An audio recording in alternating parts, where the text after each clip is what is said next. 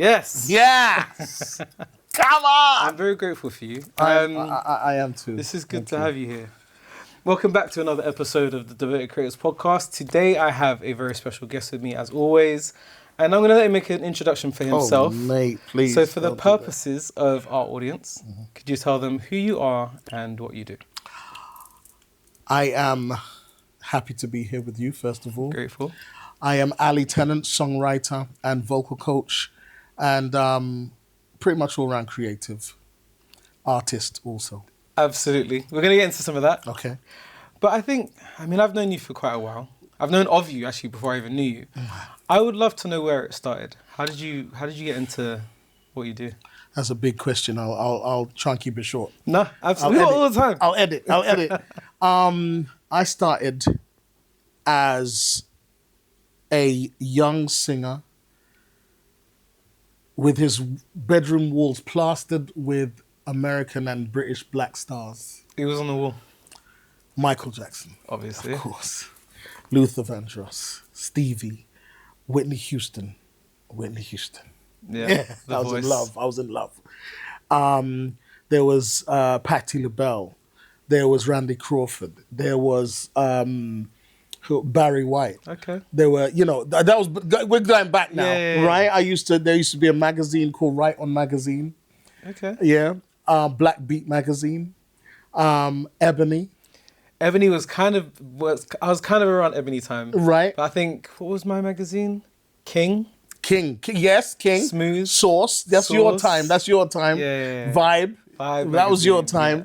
So I was talking before your time now, right? So it used to be black stars on there everywhere. Run DMC, all of these black artists that were just killing it from the States. And unfortunately, there were very few black stars that were iconic over here at the time. So you grew up in the UK? I grew up here. I was born here and raised here, but at a very young age went off to America and came back and forward. So, and I have a lot of American family over there. But, so I started there singing anything that I could sing, trying to emulate, copy, and sound like the record. Mm-hmm. Now, back then, there were tapes. Cassette tapes? I'm showing my age. Cassette tapes. Yeah. Right? I might have to put a picture up. Not sure everyone will know. Not sure everybody understands what cassette tape is for real, right? Cassette tapes. And then we went to CD, right? So, used to listen to tapes, get my cousin to make me tapes from records, and just try and sing like Michael, like Stevie, like, Luther, and like all of these acts that I just saw and just idolized, And by the age of 14, I found that I kind of could sound like some of them a bit. Okay. Right? So before then, at least I thought I did. But before then, why did you... so you only started singing because it was just what you found yourself drawn to. You loved those artists and you wanted to sing like those artists. Well... But did you think of it as a career back then? Not at all. Okay. I wanted to be a graphic designer and I wanted to be an interior designer, an industrial designer. Okay. Right? Architect. Anything in art. That's what I was about. Yeah. Right? But then, in fact, it started with rap. Jay, it started with rap. I was trying to be... Who was it at the time? Run DMC? Yeah. I was trying to do all of that. And quickly found out that wasn't for me. Fair. That was not for me. But I found a melody in my voice. So I was like, hold on. I might be able to go one better. So started singing and I got recognized for doing it by one of my cousins who was doing a lot of background vocals for big pop acts. Okay. I was actually hoovering one time, doing the chores. We lived in a masonette that had about 5 floors, a lot of stairs, a lot of cleaning to do. And I was singing and she said, hold on. Turn the hoover off. I was like, what have I done now? Older cousin. She said, do that again. I said, what? Clean the stairs? No, sing. What were you just singing? And I must have been singing some Stevie Wonder or Michael or something. And My Sharia more. Oh, you may be something like that. And she was like, nah, that's not normal. That's not normal, right? And I was like, I don't know. What do you mean? And she literally took me to a producer. Okay. You know, at age, how old was I? About 14, 15. Went to a producer, and that was the beginning of my life in Interesting. music. Yeah. And so what happened with that producer? Were you making songs? Were you writing for other people? We were making songs. We started making songs. This was around the time when, you know, Bobby Brown just came out. Okay. You know, he just left New Edition, and so he was making stuff, and I was like, yo, I want to be that guy, because he was king of stage. Yeah, back then. Back then. And it's before you Chris Browns and everybody, right? Yeah. And But so the blueprint. He was the blueprint He for was the all of blueprint for all of the ushers, for the Cisco's, for all of that. that. People forget. They forget, Yeah. right? And so used to call himself king of the stage. And he was, you know? And he was, you know, so I emulated that. I wanted to do all of that. But then I had this deep voice. I had this really deep voice at that time. My voice broke, but it didn't break all the way. And I trained it back to be able to have a good range. But most of the time I love singing down in that Luther kind of place. And Silky, sexy, you know, down there, you understand? Okay. And so that was where I felt comfortable.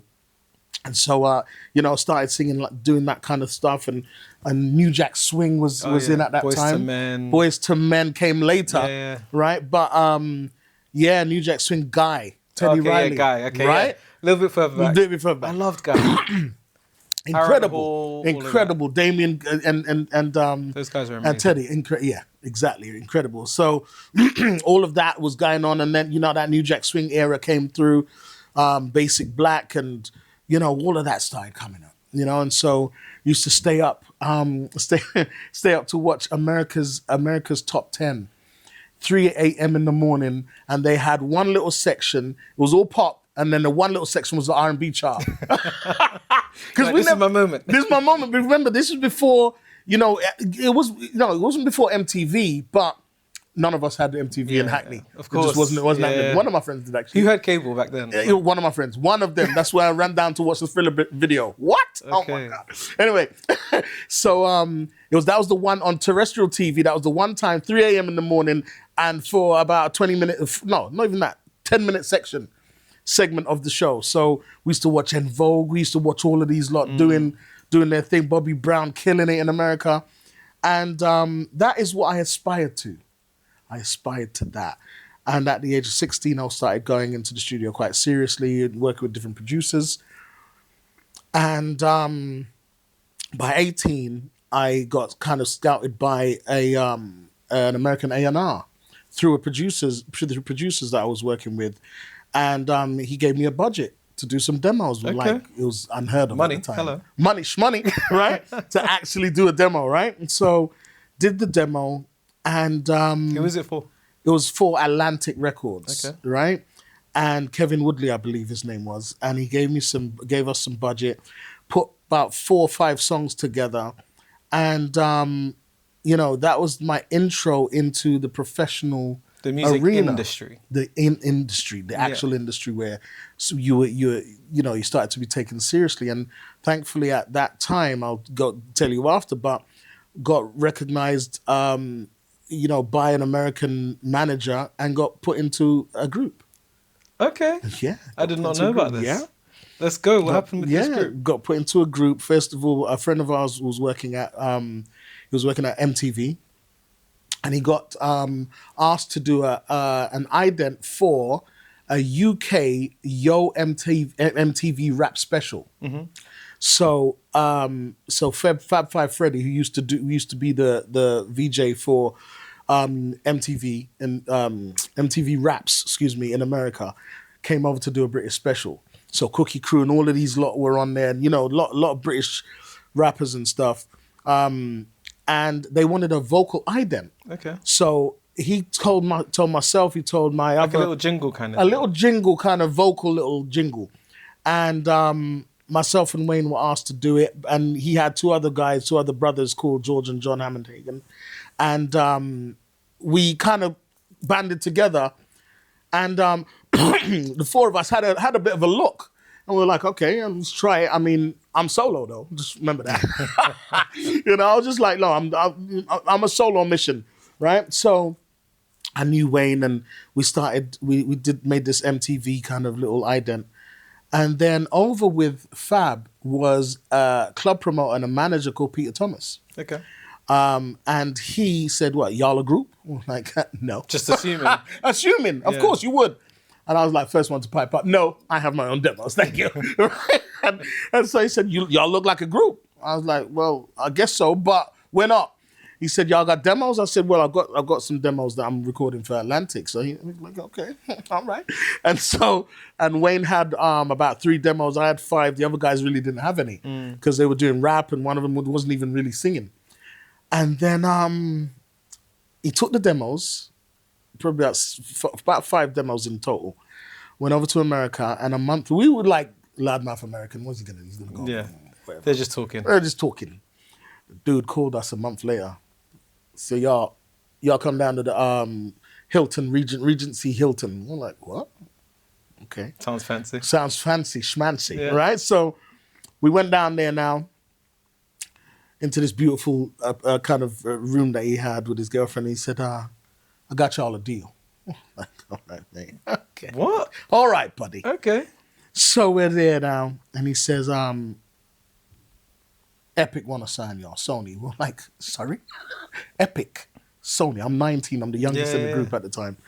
And he's and it's a group now, yeah? Oh, yeah, it's a group now. All of a sudden, it's a group. Yeah, because, I was like, I want to hear what this guy does, what he's saying. Yeah. Because I was under development. It wasn't a deal that I had. It was under development. So, and, at that time, development takes a long time. So, yeah, it turned into a group. So we went down there, and he said, got y'all a deal. You got assigned to me first, and as a production company, which was the kind of process at that time. And we were like, Sony Epic, are you for serious? And he said, yeah, I got you all a deal at that, and it's gonna come through America to here, and I'll manage you. I'll be the production company. And we were looking at each other like, is this for real? So we're on the way out of the hotel room. He says, yo, little man, come back here.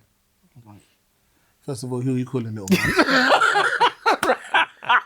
Rude. But anyway, right, so rude. Right, so I come back into the room, and I'm like, Duke's up. I'm like, yo, what do you want, bro? Yeah. My boys are outside, I'll knock you out. Right? But his girlfriend was smiling at me and looking at me like, and shaking their head like, I'm like, what's going on? She said, sit down. Your boys will wait. I was like, okay. So we're in the middle of town now. This is a big thing for us, you know what I mean? Boy from Hackney, I'm never going to town. What I'm going into town for, right? So he said, you got a problem. I said, what's that? What kind of problem? What do you mean? He says, I played the demos to Epic, Sony Epic, and I played the demos to Quest Records. And I said, Quest? I know that label. What is that? He said, Quincy Jones. I said, oops. Quincy Jones. He just started his label called Quest. He had Tamia signed there, and he had Tevin Campbell signed there. Nice. Can we talk, Tevin Campbell? Can we talk? He said, Epic want to sign the group, but Quincy wants to sign you. I said, no. I said, Quincy who wants to sign who? What are you talking about? No. I mean, how did you make that choice? How did you make that choice? My head was sweating first, so immediate sweat. And I was like, are you sure? He said, yeah. He said, it's up to you. Whatever you want to go with, I'll be managing you. He said, I suggest you go and talk to your family, because I was the youngest. Yeah. So I'm coming out the out the door of the hotel now, looking as white as a sheet. That's so bad. Which is kind of difficult, right? And so I'm coming out there, and they're like, what happened? What was he saying? And I told them, they're like, what are you going to do? That's mad. I'm like, I don't know. I had to take it home. Talk to mum and dad, talk to my older cousins. And, I ended up having to talk to him probably about 3 weeks later, or 3 weeks on and off, while we were looking at the contract that he gave us, and for his production company. And I said, look, Peter, man, I don't know what to do, bro, because Quincy is not a joke. That's Michael Jackson. He said, I know, but the lucky thing is that you're the youngest in the group. We can come back to him in a year's time, or 2 years. You'll still be young. That's a good point. Wisdom. And I didn't think about that. And I said, all right, let's go. So we did the group, signed to Sony, Epic, and that was the beginning of rhythm and bass. Interesting. And we went on to record most of the stuff in America, it was an amazing journey. You know? So what did you guys create? Was it an album? We did an album. We had a top 40 hit over here, and as a black group back then, Jay, it was very, very difficult. We were pretty much the first black boy band in England with a major deal. Yeah. Pretty much the first black boy band, because there were groups, there were bands like Loose Ends. There were bands that Loose Ends, like Five Star, but they were pop act. But we were a boy band of its kind, a boy band, right? Yeah. So I can't think of one other than 9 Yards, and they were way after you guys. Way after. Yeah, and then Damage. No, but there's one you missed. It was I got a little something for you. What they called again? Oh my God. I can't remember their name. That's terrible. Yeah, and it's bad, isn't it? But yeah. So they came just after us, and after that we helped to create Damage. Mm-hmm. We helped to create what they called again? The other ones that Hayden was what they called again? Oh my gosh, I forgot what they were called. But yeah, so we helped creating those groups afterwards. So hang on, you haven't told me how it ended though. What was the so you had your album? Yeah, how difficult time for put the album exactly that type of a band. Exactly. So we released over here, released in America, and unfortunately, the record company, even though it was a major record company, they didn't know how to promote a black boy band, which was quite simple. Just promote them like a white boy band. Yeah, but no, it's just music. But yeah, it's just music. It's just good music. I don't know. It must be difficult, right? So we didn't get the exposure that we should have gotten. Even though we were on a lot of different shows and whatnot, I think the groundwork wasn't enough. But and we made a really good album. We actually had 2 songs that went on to be other artists' major breakthrough songs. Right? Can you tell us what they are? Yeah, one of them was "Tell Me If You Want Me To" by Groove Theory, which was a major hit in the 90s. And the other one was the beginning of Joe. Like, you remember Joe, the R&B artist? Yes. We had a song called "Round and Round," which he wrote and produced, that went on to be "I'm in Love." Okay. His first single. Yeah. Right? And both of those songs were their breakout hits, which went on to be top 10 Billboard hits. Mm-hmm. So we actually had them first.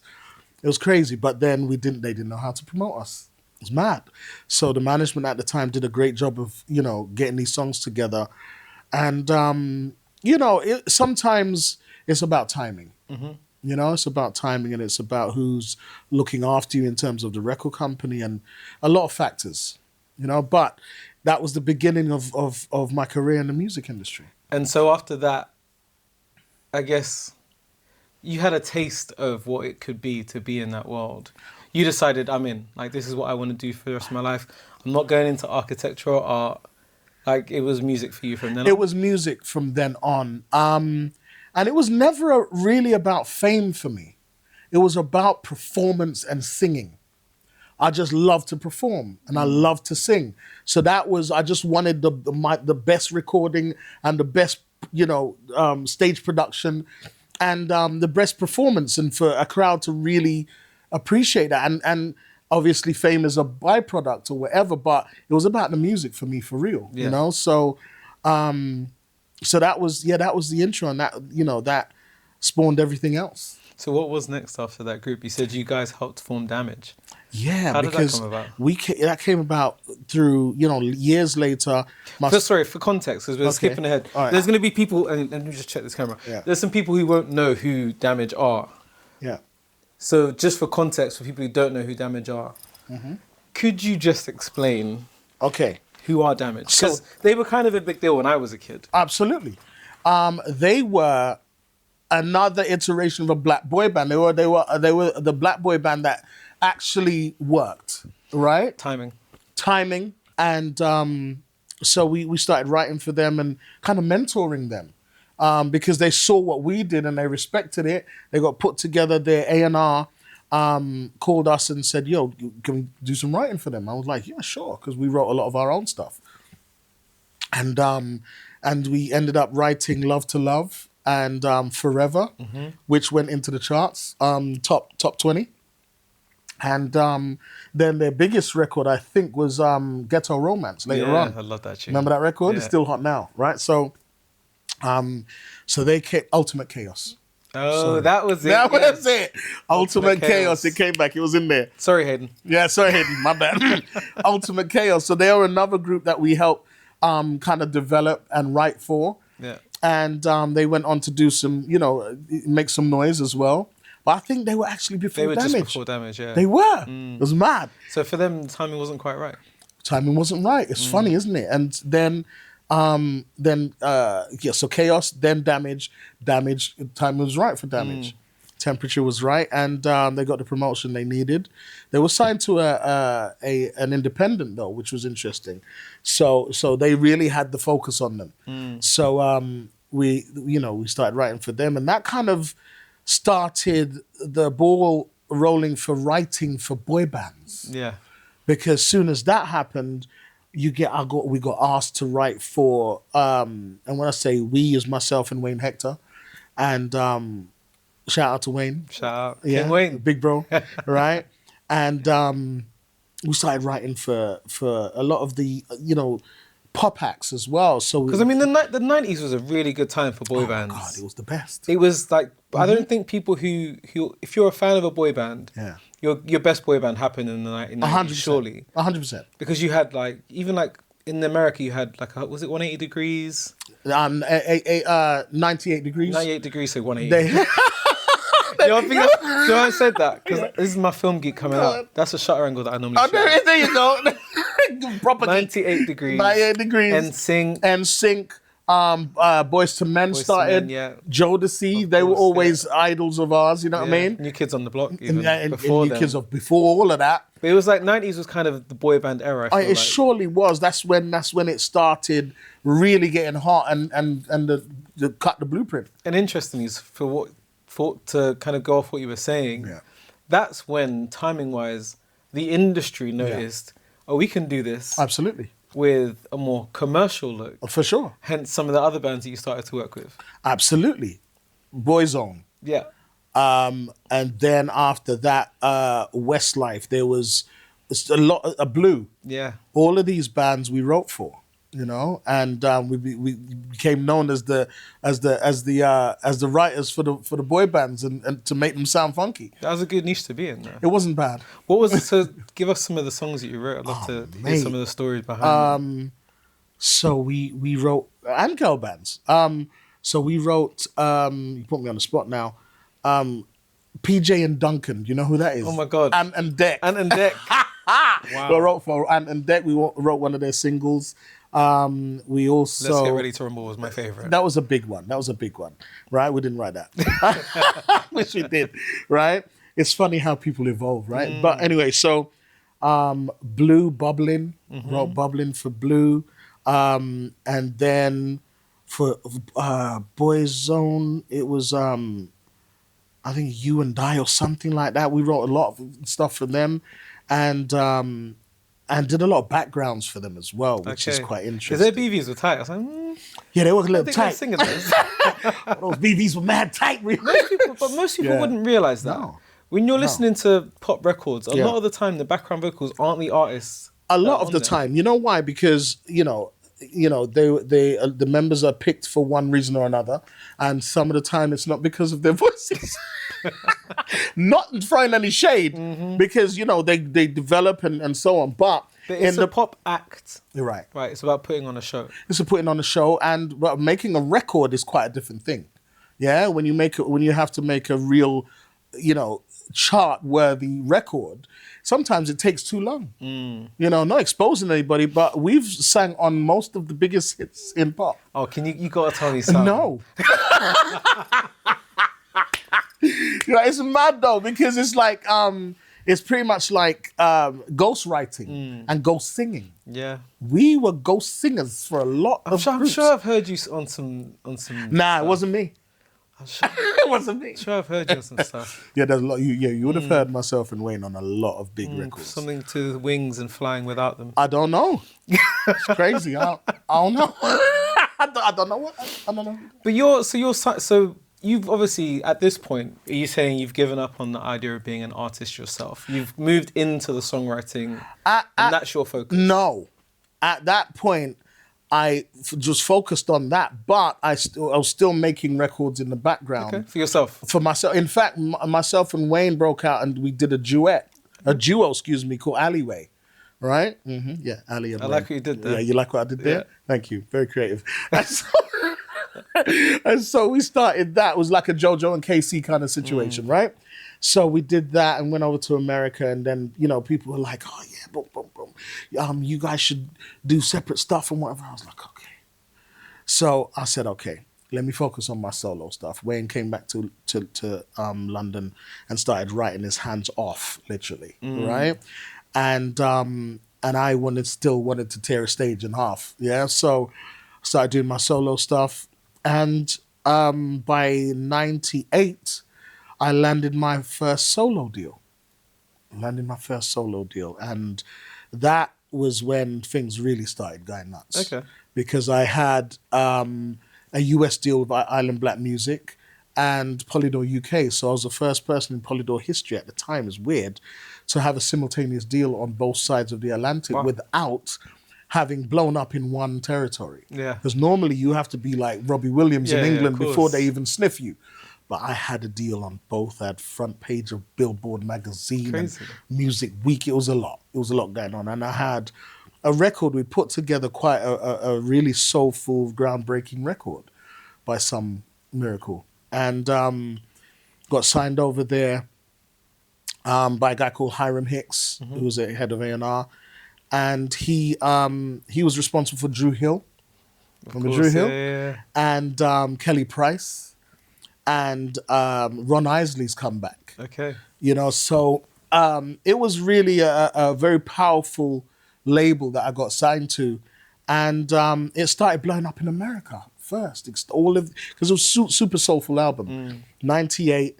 And started blowing up over there. And then that caught fire over here because the label was That's how the music industry seems to work, though. Of course. One is UK doesn't care until America cares. Why is that? Which is weird. It's mad, isn't it? But then it seems to go the other We're way black as well. acts anyway. Yeah, for sure. We're black acts anyway. So that's what happened. And then all of a sudden I was priority in both. And I was like, wow, this is mad. But then I fell victim to label shifts.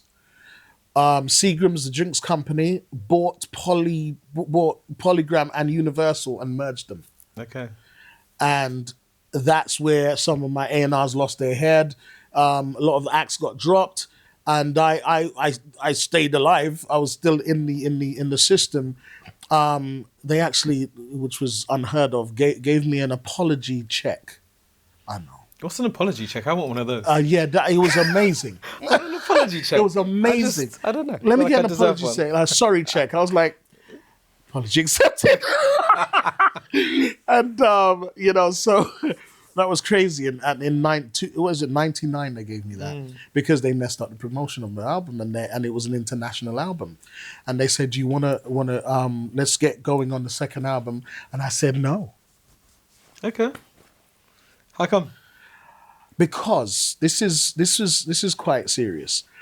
A lot of black acts, solo groups, all sorts of acts, female, male, black acts were being dropped like hot cakes, hot bricks around that time, sadly, after one failed single. Yeah? And I wasn't about to be one of those. So I'm dropping you. Okay. It was bold. That's a really, it's bold. It was it's a mad very bold. decision. It was very What bold. led you to make such a bold decision? Because I had confidence in myself. Okay. Not arrogance, confidence. You knew what you had. Also, because I knew I could fall back on my writing.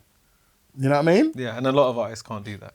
Unfortunately. Sadly. Yeah, and so I was able to do that. And I came out of the record deal. And they were all shocked and horrified, of course, because it was a big How check. dare you. How double dare you? Yeah. And I said, I have that confidence in myself, and I bet on me, and it won, and it paid out. You know what I mean? Because I went back into the writing, and that's when all of the boy bands and all the other stuff started happening as a writer, and it worked out. My first #1 song was 2004. Okay. What was it? Don't remember. No, it was it was a song. It was a Pop Idol Okay. #1, because normally the songs that they choose for the winner. Remember, the Pop Idol, the two finalists sang the same song. Oh yeah. Remember that? Yeah. So myself, Wayne, and Steve Mack had a song, and we gave it into Simon, and because they were desperate for a record, and it was called All This Time, and the two finalists, a girl and a guy, sang the song, and the winner was announced, and it was Michelle McManus. Okay. And so we were like celebrating before. We were a bit premature, I can't lie, because You went and bought a Bentley. no, I didn't. No. It wasn't that time. Close, but no. We were celebrating ahead of time because we knew it was going to go to #1 because the format was so huge. Yeah, it's marketing genius. It's marketing genius, absolutely, right? Eligible for download immediately, bang. We knew we were going to the #1 that week. So we were like, popping champagne. Because we were saying, yeah, okay, we're going to be there for about 1 week, maybe 2 if we're lucky. Because the records were coming out so much at that time. Yeah. And Pop Idol #1s normally stayed there for about a week and a half. Yeah. You know what I mean? So you had your time in the sunshine, and then it dropped out to number 50. This was still there 2 weeks later. We were like, okay, woo, okay, we got a good one. This is going to work. 3 weeks, still there. We're like, oh, Lord, help us. What's happening? 4 weeks, still there. We're like, Jesus. Nice. Hold on. How much money is this? How much money is this? 5 weeks, still there.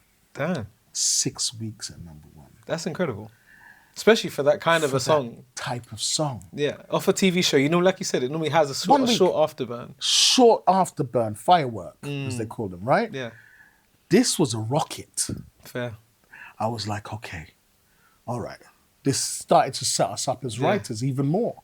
So then, you start being recognized internationally. That's when we started flying to LA, New York. Because people want the writers and the producers behind #1s. Because you've done that. We did it. Yeah. Out of millions of people, we did it. And for 6 weeks. And so it showed the strength of the record beyond the format. Yeah, because if it had been 1 or 2 weeks, it's the format. It's the fact that you've got all of that money and marketing behind it of the TV show. Of course. But to outlive that typical period, it is the record. It's the record. You're right? It's the record. It's the strength of the song. What do you think it was about that song? I'm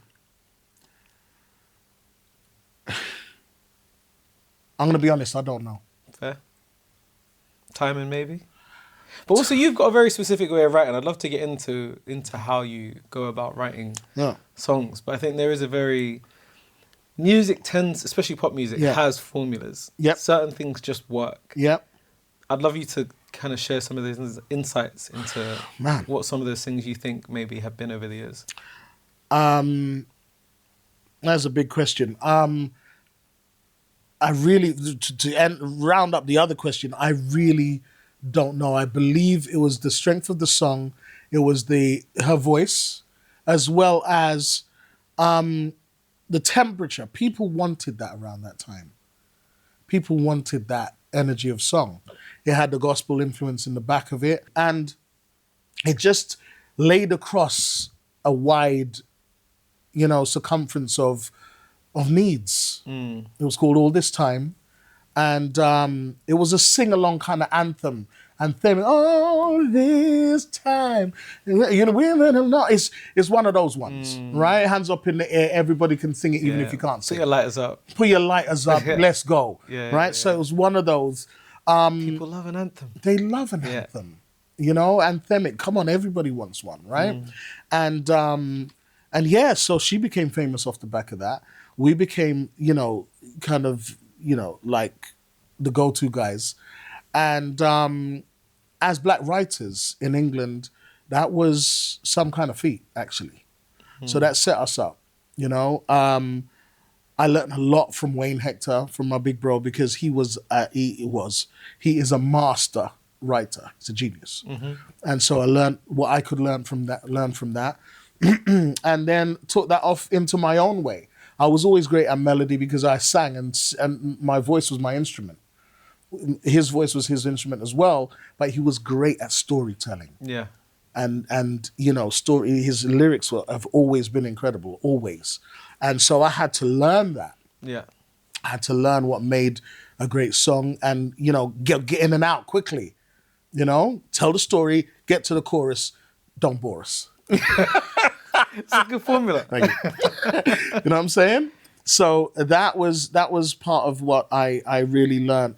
And and songwriting has changed over the years, but you have to evolve or die, and that's one of my mottos. Now you don't really have too much of a story. You don't need it. Yeah. Easiest time to write a song in the history of music. Fair. Yeah, because if you think about it, the songs of the artists that were on your walls growing up, some of those songs were 6 minutes, 7 minutes long. These are big, epic records. We have ballads, where you have a verse, chorus, 100%. bridge. That's right. chorus. We belong together. Yeah, you understand? And oh no, we've got. It's massive. The anthems. Songs like that no more. No. You know what's funny though, Jay? It's almost coming back to that. Yeah.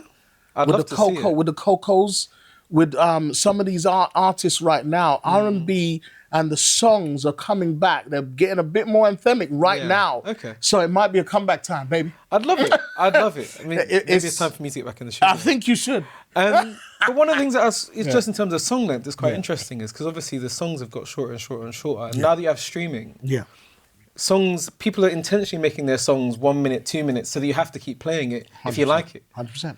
How has that changed how you approach writing songs in the studio now? Well, it's changed in the way where, as I said, they're not such a story. It's zooming in on one particular emotion and staying there. Afrobeat is a lot. There's stories in there, and they're allowed to talk about stuff other than love, which is great, which I love. Goes back to the what's going on times and social commentary. But it's a vibe.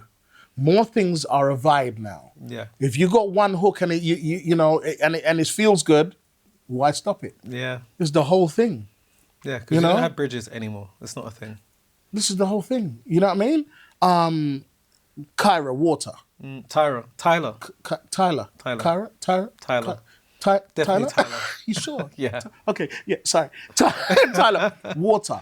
It's incredible because she's got that hook, and she's just repeating it and repeating it. I almost wish the song was just chorus, because the verses kind of let it down. But you see, now this is training people. Sorry. Yeah, it's the true. verse is kind of dry, but the chorus is so strong. But you see, my point is that they're just giving you hook. Essence, Wiz and what's her name?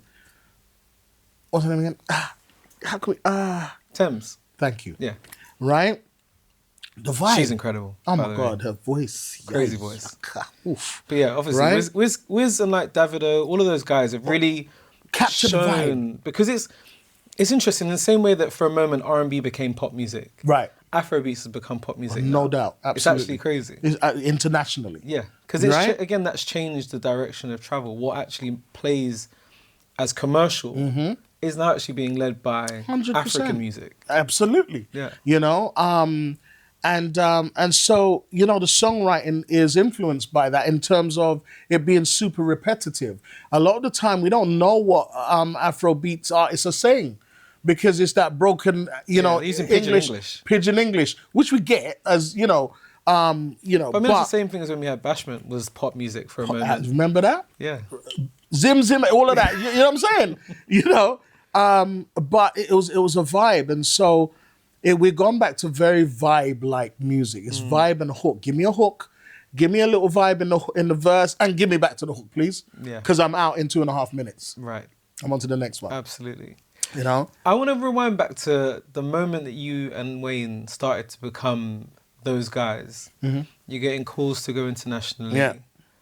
Who were some of the people you were in the studio with Oh man. at that time when you're in demand?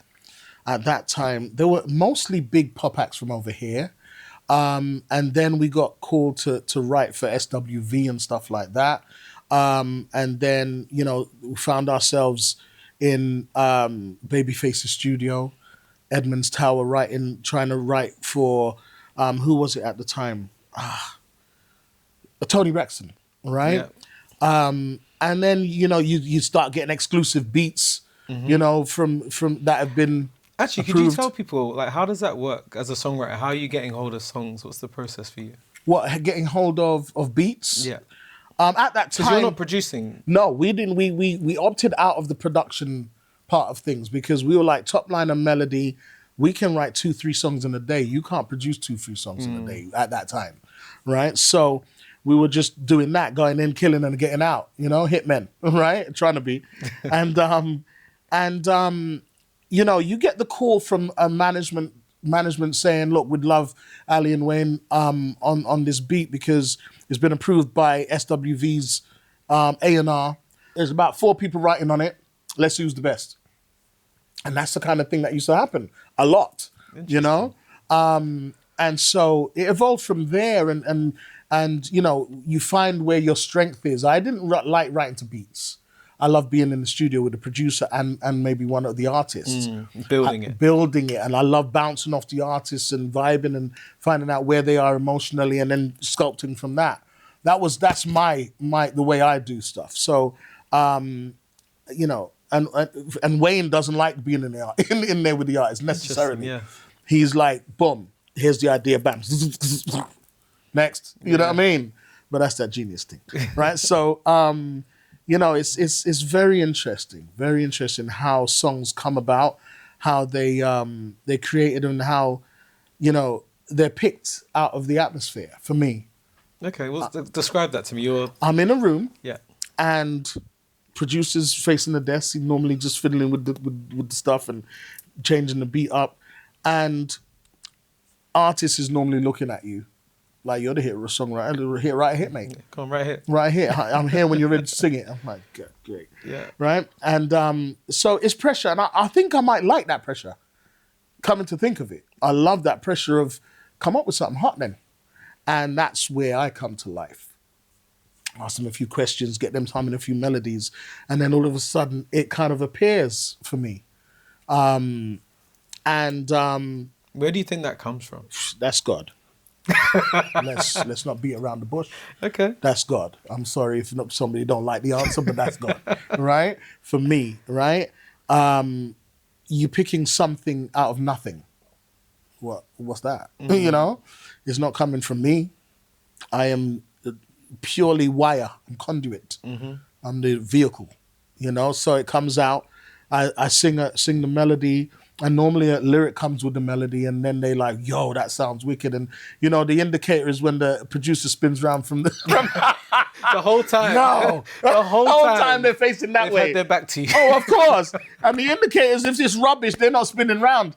And most of them, you know, great producers, they'll spin around and say, yo, that's it right there. Put that down. So you Do you know what's probably where they got the idea for the voice from?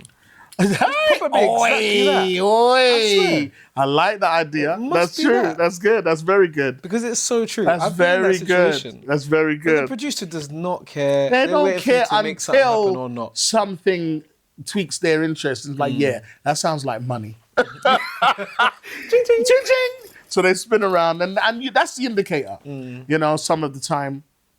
For me, it's like a spiritual thing, actually. When I hit on something that I know is hot, regardless of whether anyone else thinks it's hot or not, I start sweating in a freezing cold room. Like the temperature changes. Temperature changes in me.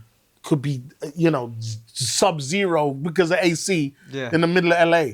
But I start sweating. Interesting. Yeah, there's something that makes me like, ooh, that's nice. It's like a fight or flight response. It is. It literally is. I feel that, and I'm like, okay, this works. Please Time trust to fight. Let's go. Please trust me on this one. And it's been all right so far. You know? That is fascinating. Yeah, it's mad. It's mad. So you literally have a physical response to something that's that works. right. Literally have a physical response. And, you know, that doesn't always happen.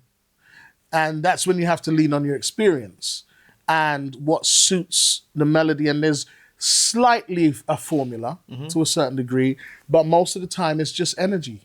Yeah. It's just energy, and that energy comes in the room, and the producer spins around, the artist starts getting up and dancing around the place, and it happened in a Britney session, actually. A Britney session? Yeah. Okay, tell me more. No. No, I'm joking. So I get called down. Yeah, there's the tea, it's the tea. So I get called down by friends of mine, their production outfit called Ignorance at the time. I remember them. Remember that? They did All Saints. No, they did. Stuff, yeah. They did, and they were great Under the Bridge remixes. remix. Come on. Incredible, right? Remember that? Yeah. And they did What's Your Flavor for Craig David. Okay. They produced and wrote that. And they did a remix for me, and it was about 2002 or 3. I get a call, yo, Al, we need you to come down to the studio today, bro. We've got a big session. Now they've teamed us up with a writer, and we don't know her, but we know you can deliver something. I was like, thanks. Right? So I'm like, okay. So I'm the unsolicited writer going down to the place now. And they don't tell me who they're in with. What studios was it? Metropolis. Oh, in Hammersmith. Yes. Nice. Right? And I get down there. And by then they called me and told me. I was like, Rob, okay. So I get to the front desk. Miss Britney Spears. Yeah, that's what I said. He said, I said, yeah, I'm in with a Britney session with Ignorance upstairs. And they're like, no. You're not on the list. No. They said, no, they didn't. They said, no, we don't have a Britney session here. I said, no. The Britney session upstairs, probably the big room. I'm in with them. Okay. No, I'm sorry. They're not here. I was like, What? I said, hold on. Hold on, 1 second. So I'm going on my flip phone them times. Right. Motorola Razr. Hey, right? He was that as well. I said, Ants, what's going on, bro? They're saying you're not here. Oh, I forgot to give you the password. Oh, Sorry, what? Sorry. The password. It's a Britney session. Can't have people just rolling up in there. I'm here for the Britney session? Yeah. Anybody can say that. I gave them the password. They said, oh, thank you. Follow me this way. I was like, yo. I said, I want to be like that. That's hilarious. It was amazing. Do you remember what the password was? Yes, I do. I won't tell you. Right? Oh, So then now she might be still using it. Right? So went upstairs now. She's not there yet. But there's security dotted around the place. I'm like, yo, because she's as big as Michael Jackson at that time. Jesus. Literally, right? So I'm like, yo, this is serious. So we get in the room now. The writer's not there yet either. So they're like, look, here's a CD. Please go downstairs and just write a bang over this, please, bro. Because, we want to get a cut today. I'm sure we all do, right? So I go downstairs, headphones. And I'm in, I don't even know, some room downstairs. Because I wasn't actually supposed to be there, right? And because those kind of sessions, a lot of those sessions were, and I'd been in sessions where I was the writer who was supposed to be there, and now this time I'm the writer backing up the writer who's supposed to be there. So I'm unsolicited now, but they want to get something hot, right? So I'm downstairs writing this hook and this pre and this verse. So I run upstairs. Excuse me. By that time, Britney's in the room. So I jump in there and I'm like, I run in the room.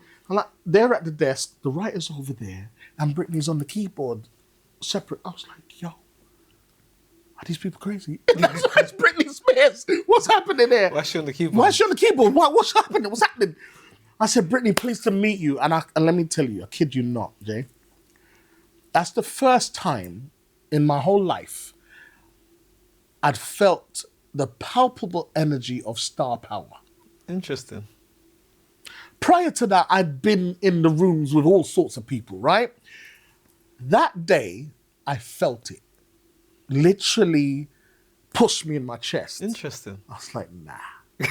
I was like, nah. Me nervous, are you stupid? Yeah. I started getting nervous. Interesting. And this little girl. I was like, I don't understand it. That was a day that and I'll never forget it. I said, "Hi, Ali, pleased to meet you." I was like, "Whoa, Yeah. you're the real deal." Yeah. Right? Because she was literally the female Michael Jackson at the time. Again, I think people forget how big Britney was. Oh my God. Well, yeah, they do. They literally do. She was as big as Coca-Cola. She was the biggest female brand. There was no Beyonce. No. There was no what's her name, Aguilera yet. There was no, who was there? There was nobody. Nah, not at that time. Maybe Shania Madonna. Twain. Shania Twain. I think the only person kind of around that time was hitting. Madonna. Yeah. Right, and that was a different era. So she was the new, right, of the big ones, right? So met her there, and then it was my time to sing the idea, innit? Oh no. So we're gathered around it. Oh my God, we're gathered around. I hate singing nervous. Oh, bro, It's the worst. oh my God, it's the worst.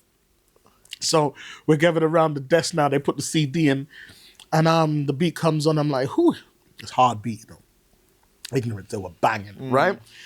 So I started, I'm sweating this time. Now I'm sweating through my braids. I could grow braids at the time. Okay. Not like now. Right? Right. I'm sweating through my braids. I'm like wiping my face like a fool. She's looking at me like, okay, impress me. I'm like, oh God. Right? So I start singing this song now. She goes like this.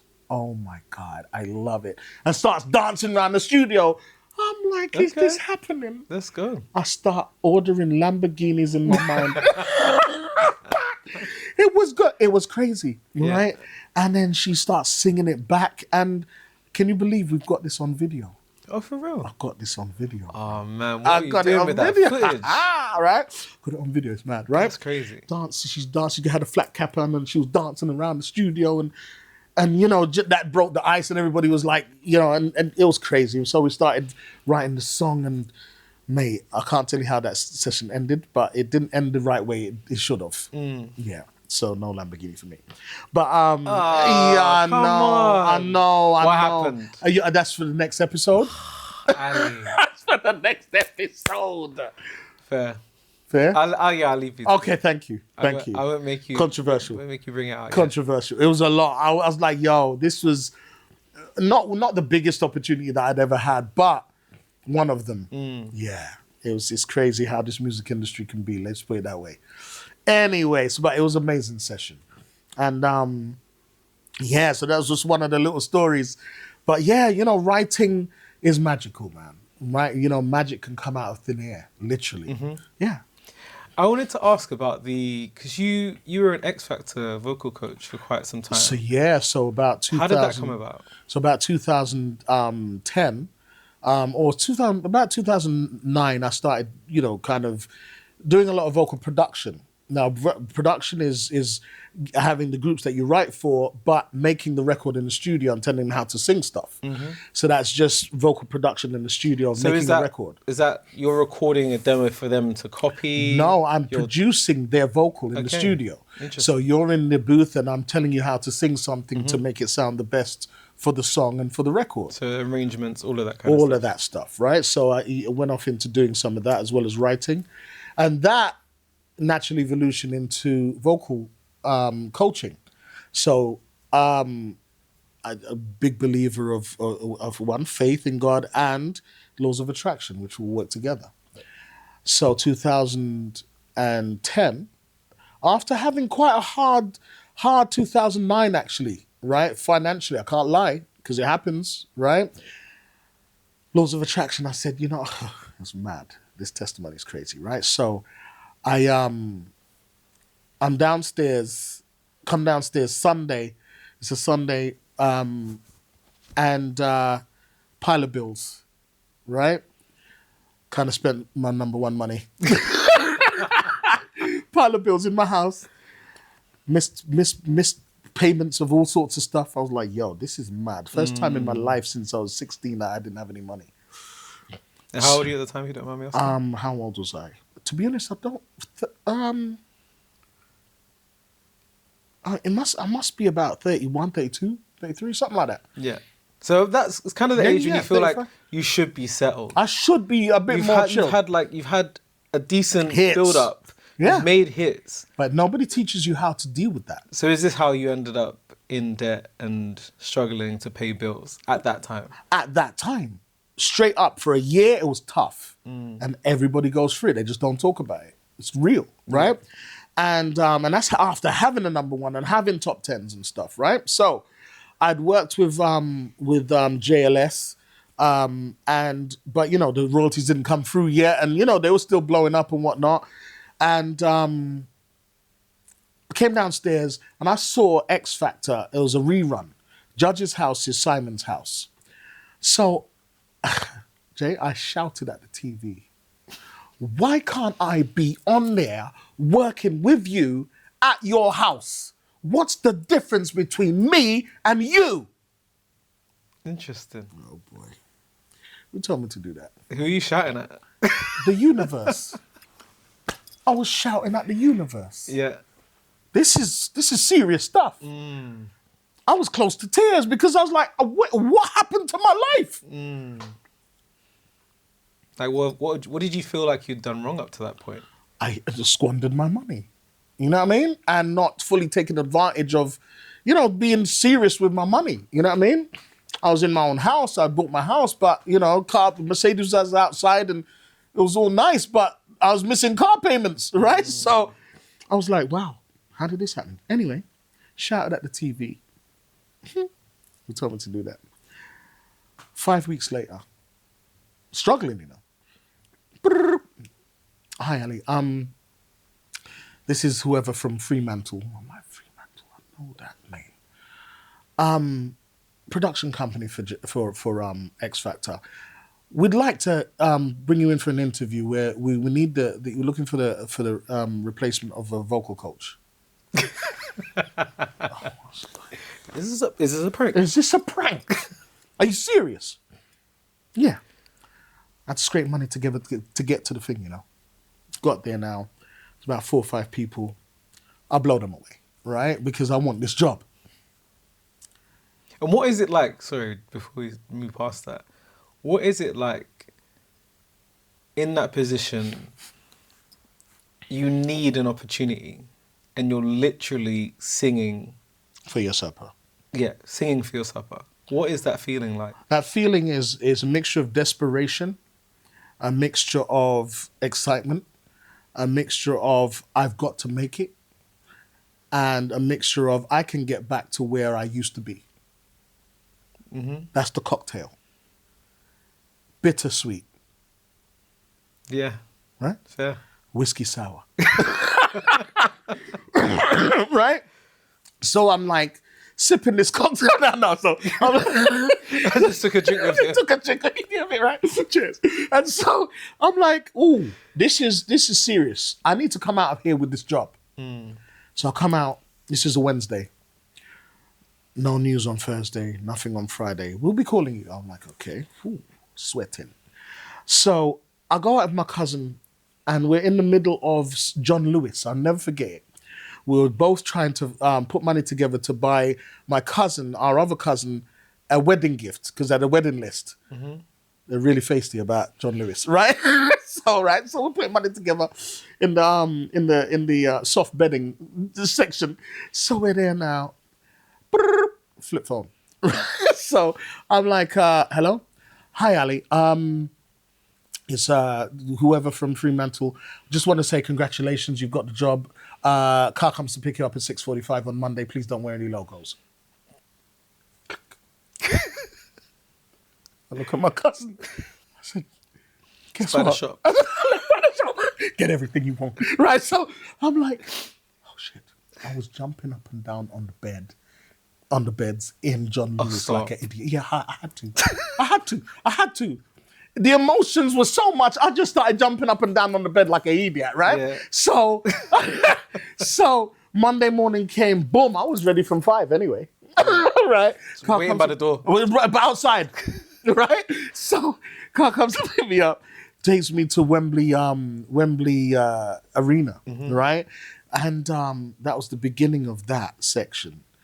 So that was a Monday. By Wednesday, we'd not met any of the judges. Judges come in, so they come to shoot some of the boot camp. So that was the section that I was hired for. So they come in, and they call me up to the desk. Right? I was like, what is going on? This is off screen, right? So I go and meet Simon, who, ironically, I'd had a #1 with in 2004. Yeah. But I'd never met him. Interesting, yeah.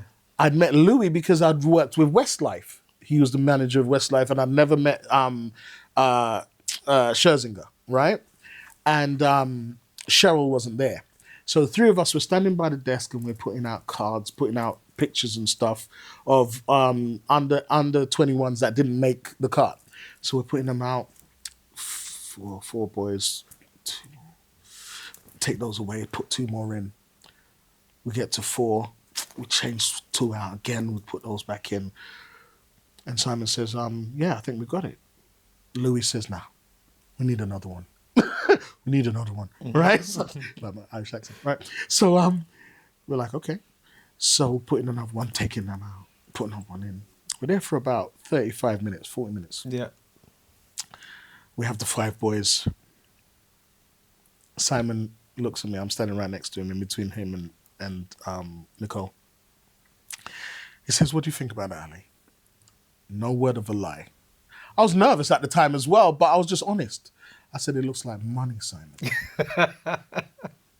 It looks like money. What are you looking at? You tell me. I'm trying to think what year it was. One Direction? 1D, baby. 1D, baby. That's crazy. 1D. That's insane. So I was instrumental in putting together One Direction. That's insane. The next day was a Thursday. And I was the first vocal coach to ever have them in a room. They were in the room in the back of Wembley Arena. The guys are looking at each other like, I can't believe I'm in a group with these fools. Who are these guys? I'm a solo artist. What are these guys? What am I doing? I'm in a group now. 5 of them as well. So everyone wants to be a solo, innit? So get given the song, which everybody knows now is Natalie and Brulia Torn, that they sang at judges' houses. And the irony is that I picked out Harry. I said, you're the one for this. So he did lead. Zayn was in there doing his R&B ad-libs. Everybody was just backing up. And not that Harry was the best vocal, but it was the best vocal for that song. Yeah. Very passionate, and you know they're all there with their Bieber haircuts, right? So we make sure it sounds good. Friday was a day off, so I'm in the studio getting back to my writing. Get a call. Brrr. Hi, Ali. Penelope, Simon's assistant. I'm like, okay. Can you talk? I'm like, yeah. I can now. I can now. Yeah. Hold for Simon. I was like, ooh. Hold for Simon. Now hold on. 2010. Simon was literally Michael Jackson. Yeah. He was the biggest personality on TV internationally. Yeah. He was massive. Household face. Household face. Household name. Right? Yeah, right? So I'm like, okay. So I met him on Wednesday for the first time. He's on the phone to me. I'm like, wow, okay, Simon, all right. Ali, you're doing an incredible job. I don't know how you're making these guys sound like this, but thank you. But I want to break protocol. I'm like, what? Okay. What do you want? Now, normally judges aren't supposed to have vocal coaches at their house. But I want to fly you out on Monday. Are you available? I said, let me check my diary. I think there's a space. There's a little space just opened up, Simon, yeah. I can move some things. I can move some things around. Right? So come out to my house in Marbella on Monday. I want you to coach them up because I have the groups this year. I was like, amazing. God damn. So hold on.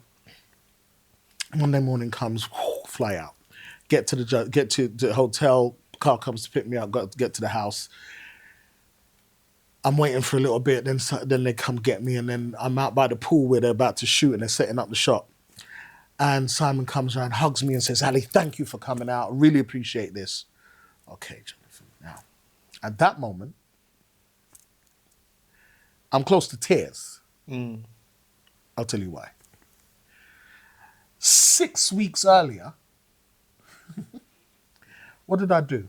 You were screaming at the television. Saying? Why can't I be there with you? Wait, what? At your house? At your house. What's the difference between me and you? Okay. That's insane. That's real. 6 weeks. Real talk. From stack of bills to stacking bills. Hey, I like it. That is crazy though. To stacking bills. Manifestation. Boom. To exactly what I said. Literally. I mean, you basically teleported yourself into that future. I teleported myself into a time. Boom. Crazy. Like, close to tears in the Marbella heat. I was like, rah, let me go over there and pull myself together because this is mad at this point. I could not believe it. The universe had to twist things, had to break protocol, had to make him call me directly. Even him have the group set you. It gets shuffled. So like he could have just not had the group set you. Okay. So that's... What did you say to yourself when you took a moment? I'm a bad man. I didn't say that. A little part of me did. I was just like... I'm done. I was just like, woo, what else can I manifest? Hold on. It was crazy. Just start screaming at the TV. I was like screaming at the TV more. Mad. J-Lo, why can't that be my girl? In her house. I'm telling you, I should have shouted a lot more at the TV. It was crazy, Jen. This is what I would employ people to do, for sure. I bet you if I flipped it on you and asked you how did you become and did you see this happening? No, never. You never didn't see I it? wanted to be a firefighter. Oh my Lord. How different I live life a different is. life. How different life is. Yeah. But you're always with cameras, right? Yeah. Okay, so you were projecting to the universe already what you were wanting to be, even though that it wasn't conscious. It was sub and super conscious. In a lot of ways, I feel like a lot of us are here. When we're in our stride, it's because you're doing something with purpose. It's what was already... preordained. It's kind of in you. Come on. It wasn't something... Because I never wanted to pick up cameras. I just happened to have a mother who loved photography. Right. I knew my way around cameras. And so I just happened to be that guy. Right. And it chose me. It chose you. Even when I tried to do other things, it still kept came back. Coming back to photography 100%. and video. And so I'm not fighting You submitted. it. I stopped fighting it, yeah. That's right. This is it. This is what happened with myself, you know? And interestingly enough, after that happened, I got dismissed from X Factor. Okay, what happened? I can't go into that, but it wasn't my fault, which is great. But had I not been, I wouldn't have met Jessie J 3 weeks later. What's going on? Okay. I would have still been on the show and missed that opportunity. She was looking for a vocal coach and she didn't like anybody her management was putting her in front of. They called me and said, Ali, we know she's going to love you. I was like, what do you mean? Who's going to love me? Because I didn't know who it was at the time. Yeah. Went down to Matrix Studio. The management, I was waiting there for about an hour. I was like, really? I'm about to leave. Right? She comes walking in, looking like a model, 6'2". I was like, Jessie J. She didn't have a single out, remember? But I'd seen her down at Pigalle, the open mic. She tore the walls and the roof off. It was really bad. Yeah. I'd never seen an English singer do anything like that. Yeah. Phenomenal. She's got that Whitney kind of thing in her Well, voice. she's got all of it. Yeah, she's got pipes. It's all pipes. Yeah. It's not a game, right? And the world knows now, right? And But you said you could see it when she walked in. I could say, well, she looked like a model, as then she sounded like Whitney Houston, right? A younger version. And we were like, yo, what the hell? I was like, I saw you 2 weeks ago. She said, oh, were you there? And I said, yeah, I was there. Yeah. I'll never forget. We're in Pigalle, which is a kind of a secret club in, you remember Piccadilly that? Circus. Piccadilly Circus, right? Small entrance and went down and just opened up. And I went to get a drink in between people doing open mic, and she came on and she sang Mama Knows Best. Okay. Where? I was like, yo, everything went silent. It was like a Western bar. When the bad man walks in, everybody went swinging. tumbleweed, right? I was like, this is not real. Everyone was like, what's that? That's not right. Yeah. And Special one. Special one. Immediately, right? And we just hit it off. 2 days later, we're flying first class to New York. LA, actually.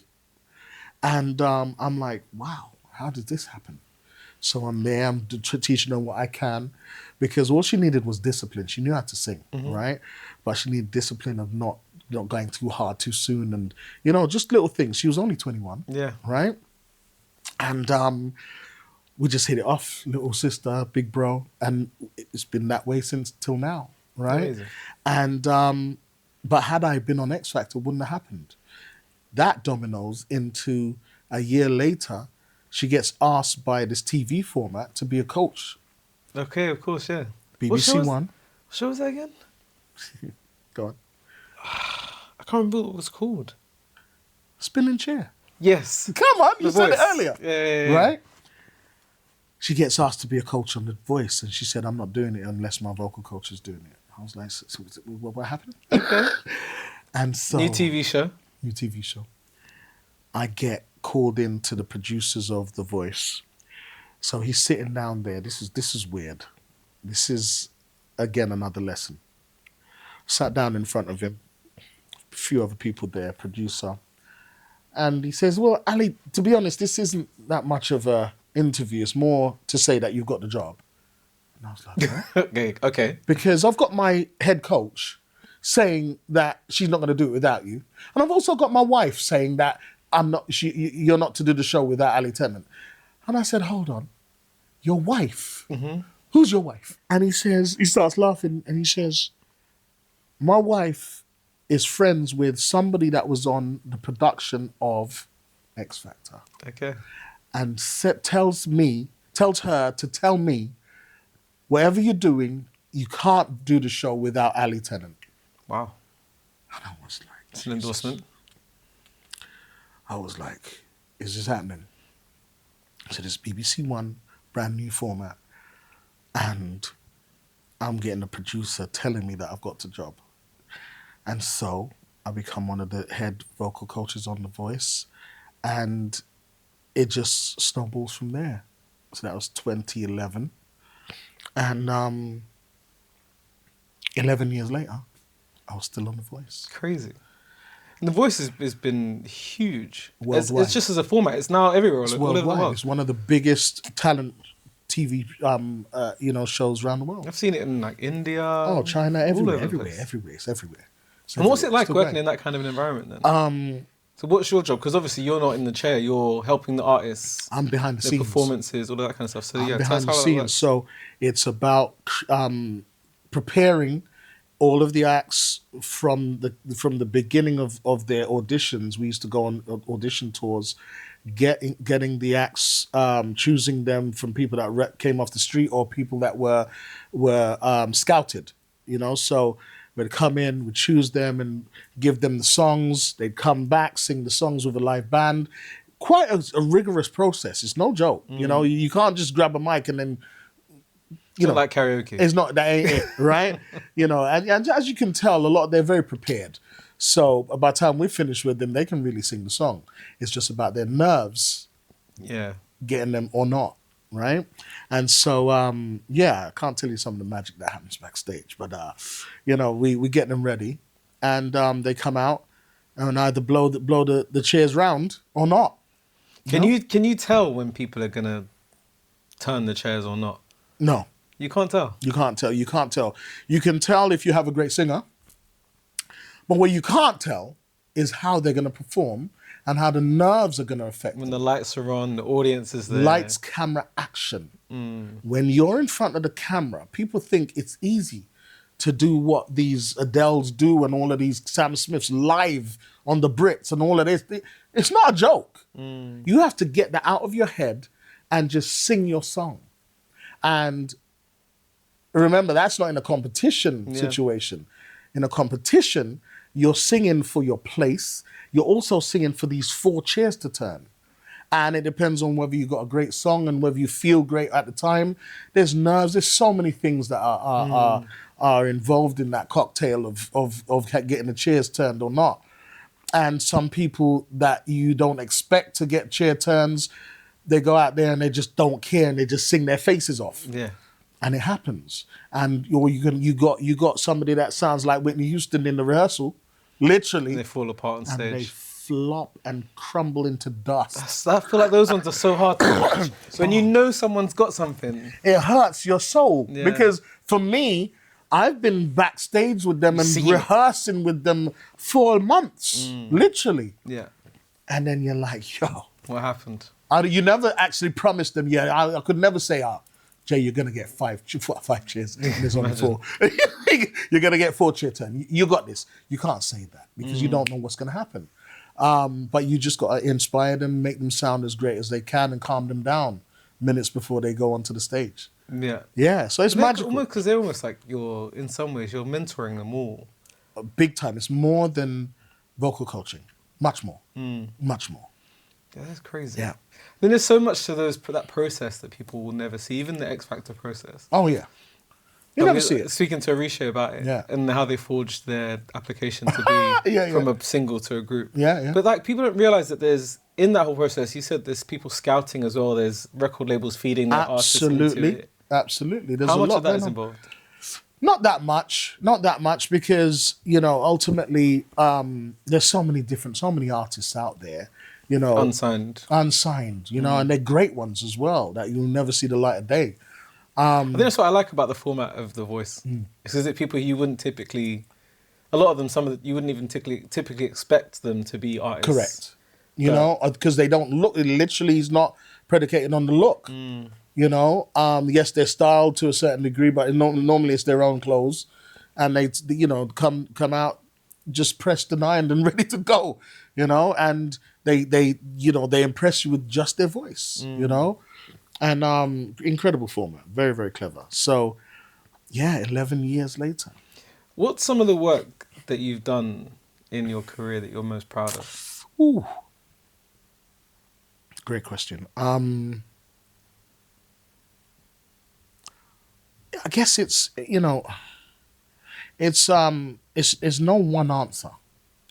It's bodies of works. I don't, that might lead on to what my favorite song is. I don't have one. No, I could never answer that question. Do you see what I'm saying? Yeah, that's too hard. It's too hard, right? Because there'll be so many factors as to why I like it. Why it exists. It might not be the best one, but there was a moment, or the studio session, or whatever. Thank you. Come on, you understand, right? And so it's very difficult to say, the answer to that question. It's tough. It's tough. There is no one situation. I mean, Picking 1D would be up there for me. That's one of them.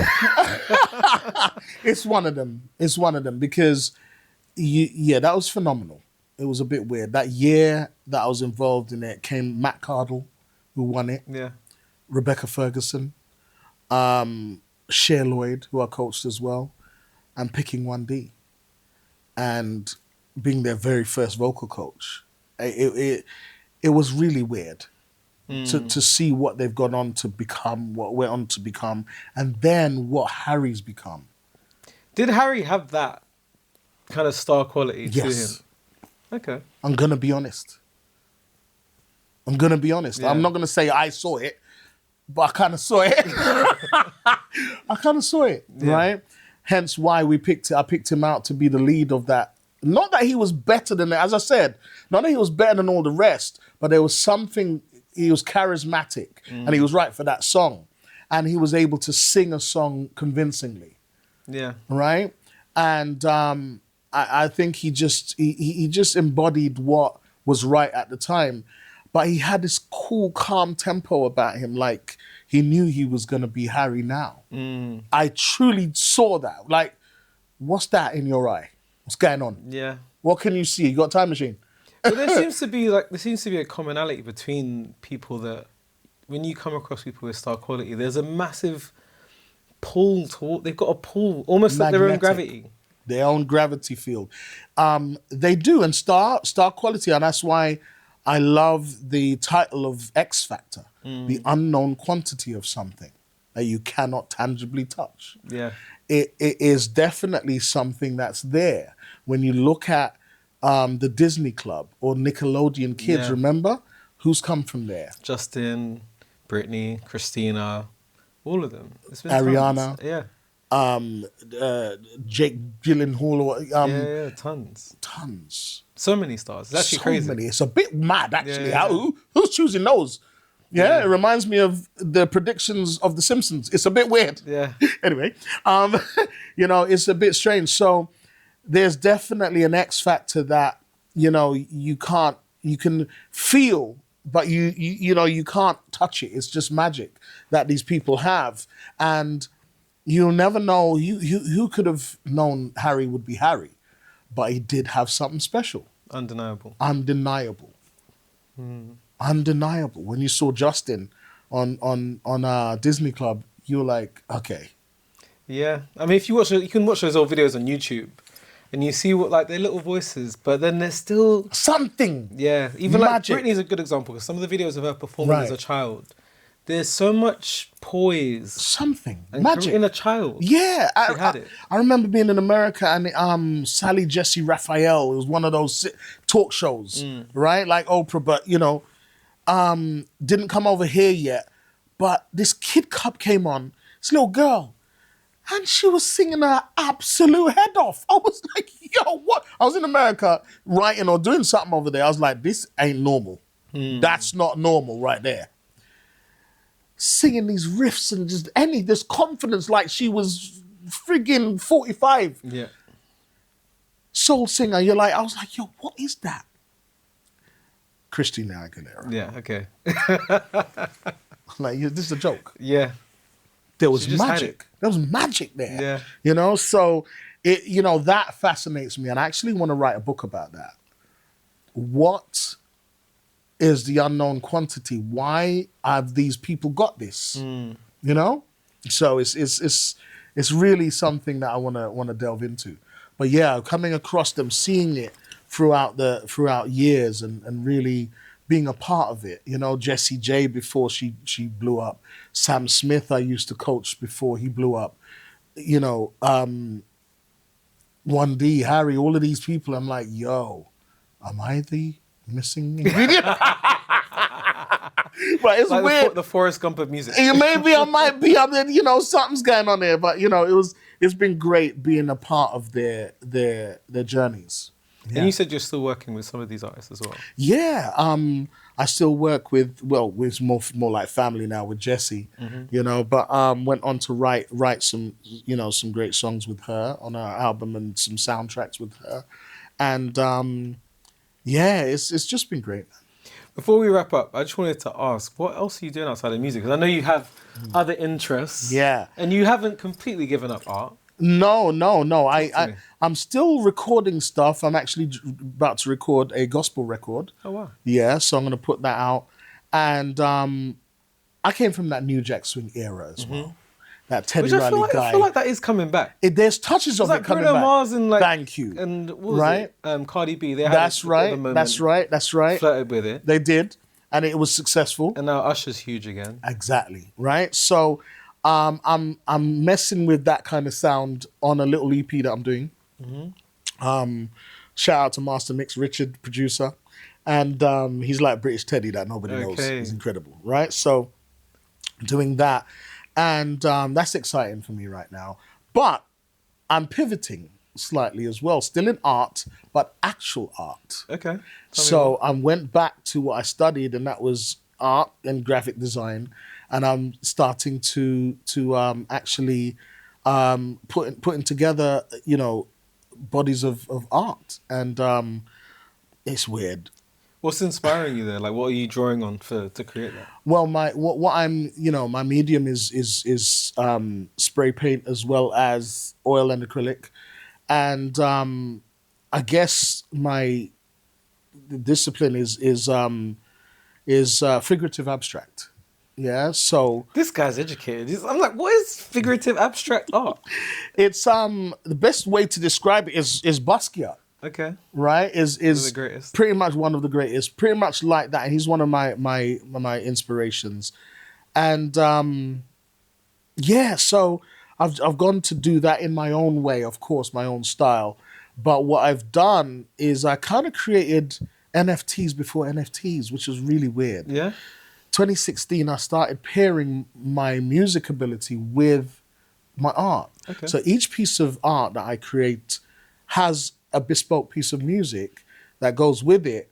That the plan was, if you bought an original, you would then get a percentage of that song, Wow. which I would then exploit, which you would then get paid from That's crazy. as the owner of the art. Then NFTs came out in like 2020. And you're like, hey, Hey, that's my idea, buddy. Right? And so it was really weird. That is so weird. I was ahead of time with that, which is a bit weird. Timing. But timing, right? And so, but still the they're not selling hard copies, are they? So I wanted to keep traditionally hard copies, real tangible pieces, and you get a tangible piece of music that I then exploit, and you get the PRS and PPL. That's crazy. It's a bit mad. It's a really cool concept, though. And I think I think art needs to evolve just like music Thank does, you. and that's a really interesting way for it to do so. Music, art, and fashion live in the same space. Why not? Who's your most famous purchaser of art? Why Why do you have to do that? I want to know some of your Why you pieces. gotta do that? Okay, Maybe so I got to invest. yeah, I think you should. We'll talk about that off camera. No, I was blessed to have exhibited at the 2017 Grammys. Don't ask me how, but a friend of mine was curating the gifting lounge of the Grammys 2017, and I flew my art over, and I was the only artist in the gifting lounge.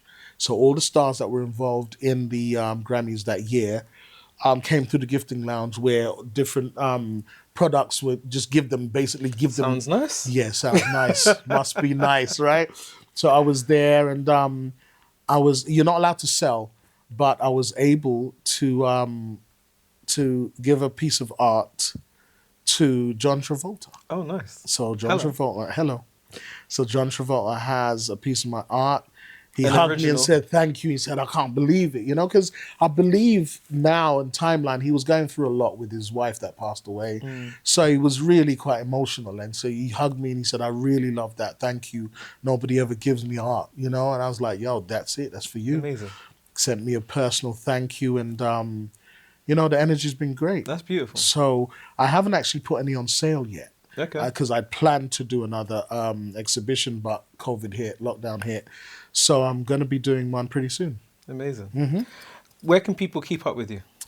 Insta to a certain degree, but I'm really terrible at social media. I need lessons from you. Okay, I can help out. Thank you, help. What's your app? My is Ali_Tennant, or it's Tunka.art.